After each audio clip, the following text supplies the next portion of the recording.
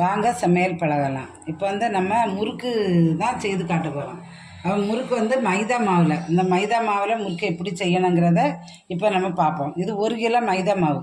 மாவை நான் அரைச்சி ஒரு வெள்ளை துணி விரித்து அதில் தட்டி வச்சுருக்கேன். இதை என்ன நம்ம நல்லா பொதிஞ்சு இட்லி கூட்டத்தில் வச்சு அவிக்கணும். அவிப்போம்.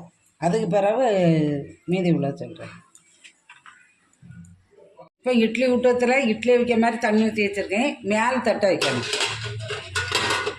மேலே தட்டை வச்சுட்டு இனி நம்ம இந்த மாவை துணியில் பொதிஞ்சு வச்சுருக்கோம்ல, இந்த மாவை அப்படியே இட்லி ஊட்டத்தில் வச்சிடணும். வச்சு மூடி போட்டு இட்லி அவிச்ச மாதிரி இதை அவிக்கணும். இது நல்லா அவியட்டு. இப்போ அவிஞ்சிட்டு திறந்து வைப்போம்.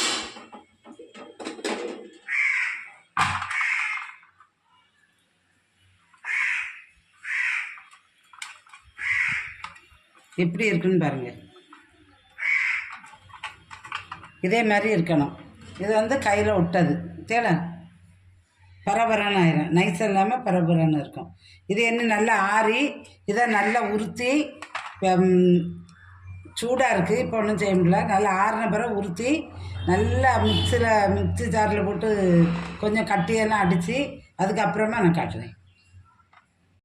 மைதா மாவை அவிச்சு நல்லா ஆற வச்சு மிக்சியில் வச்சு பொடிச்சிட்டேன். அப்போ தான் சின்ன கட்டி கூட இருக்காது.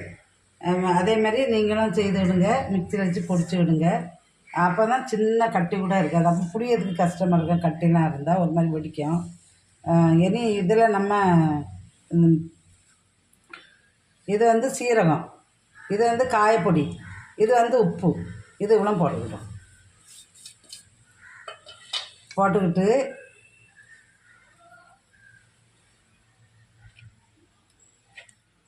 கொஞ்சம் டால்டா போடும்.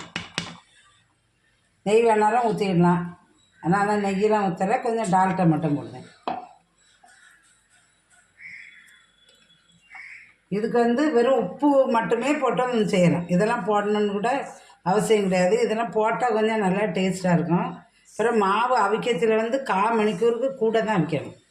அந்த மைதா மாவில் உள்ள ஒரு சொட்டு தண்ணி ஊற்றக்கூடாது. வெறும் மாவை அப்படியே அரைச்சி தட்டி துணியில் கட்டி இட்லி ஊட்டத்தில் தண்ணி ஊற்றி மேலே தட்டு வச்சு அதில் அப்படியே துணியில் கட்டி வச்சு அவிக்கணும். அதுக்கு பிறகு தான் நம்ம இதில் தான் இனி தண்ணி ஊற்றி விரசணும். விரசி அப்படியே புளிஞ்சிட வேண்டியது தான். முறுக்கு அவ்வளவு இந்த நல்லாயிருக்கும். தண்ணி ஊற்று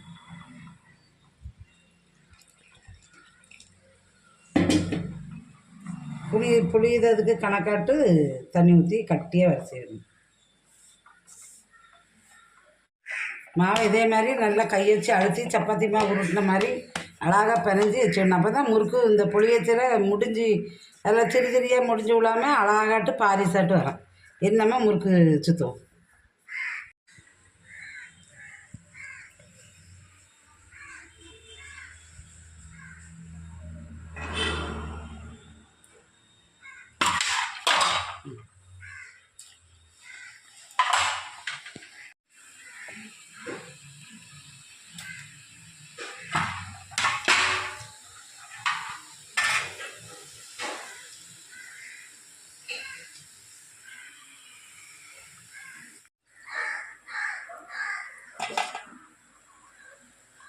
முறுக்கு வந்து இந்த எண்ணெய் வந்து இப்படி கொதி அடங்கின பிறகு தான் எடுக்கணும்.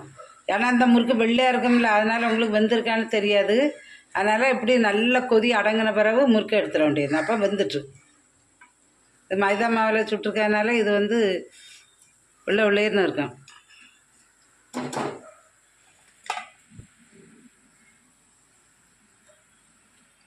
இதே மாதிரி நீங்களும் உங்கள் வீட்டில் மைதா மாவு வாங்கி முறுக்கு செய்து சாப்பிடுங்க. சப்ஸ்கிரைப் பண்ணுங்கள், கமெண்ட் பண்ணுங்கள், லைக் பண்ணுங்கள், பெல் பட்டனை அப்படியே தட்டுங்க.